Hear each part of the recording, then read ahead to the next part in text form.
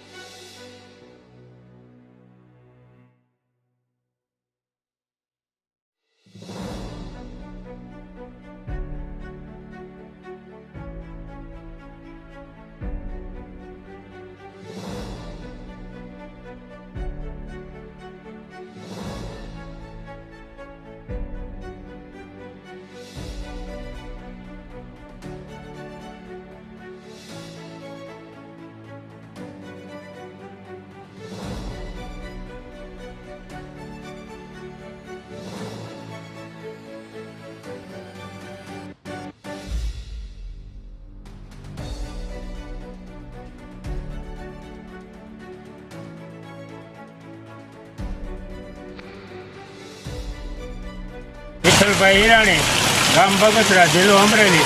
આજના રોજ બગસરામાં લગભગ 1.5 કલાકથી સતત ધોધમાર વરસાદ પડે છે અને એક પણ નુકસાની કે પવન કે કોઈ પણ વસ્તુ વિના મીઠી ધારે એક ધારો વરસાદ પડે છે કે ખેડૂતો પણ ખુશખુશાલ છે અને જ્યારે જરૂર પડ્યો ત્યારે વરસાદ આવી ગયો છે.